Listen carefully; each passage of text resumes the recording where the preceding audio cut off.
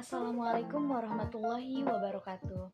Halo, perkenalkan nama saya Ika Malia Sulfa dari Fakultas Ekonomi dan Bisnis Program Studi Akuntansi. Di sini saya akan menjelaskan apa itu manajemen dan apa itu organisasi. Lalu seberapa pentingkah manajemen dan organisasi itu dalam kehidupan dan perlukah manajemen dan organisasi dalam bidang akuntansi? Untuk mengetahui semua itu, tetap ikuti video saya pada kali ini.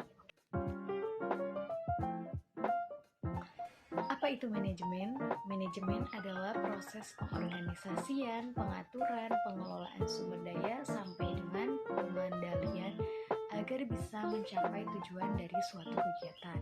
Manajemen sangat diperlukan untuk kebutuhan pribadi ataupun bisnis. Lalu, kaitannya manajemen dengan organisasi itu apa sih?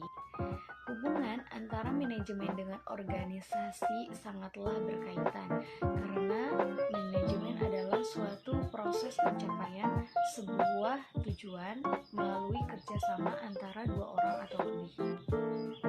Sedangkan organisasi itu sendiri sebagai wadah yang dibentuk untuk mencapai tujuan dari kelompok orang. Maka dari itu, di dalam suatu organisasi yang baik terdapat manajemen yang baik pula untuk mencapai tujuan yang lebih efektif dan efisien.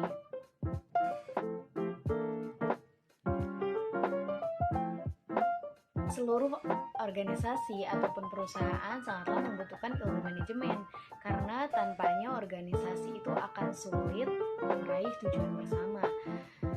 Tak hanya dalam organisasi ataupun perusahaan dalam mencapai tujuan dengan cara yang telah ditetapkan, ilmu manajemen juga dapat diterapkan dalam kehidupan sehari-hari. Dalam kehidupan modern yang serba cepat ini, kita haruslah bisa mengatur banyak hal agar semuanya berjalan sesuai harapan. Tentu saja manajemen tidak jauh dari perencanaan dan strategi untuk mencapai tujuan.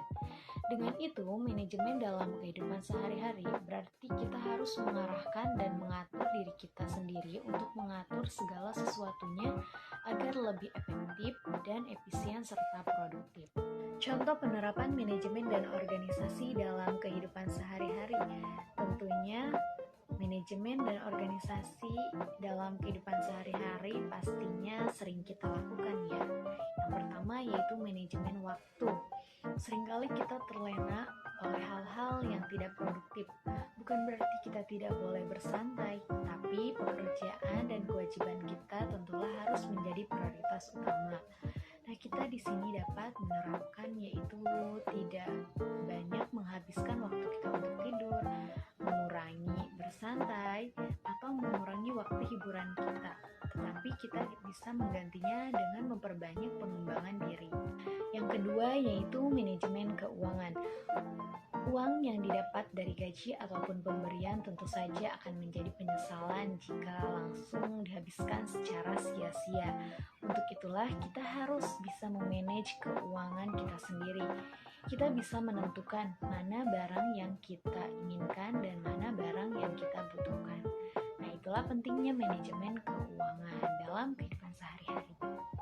Yang ketiga yaitu manajemen pikiran dan perasaan. Tentu saja manajemen pikiran dan perasaan juga perlu kita butuhkan dalam kehidupan sehari-hari.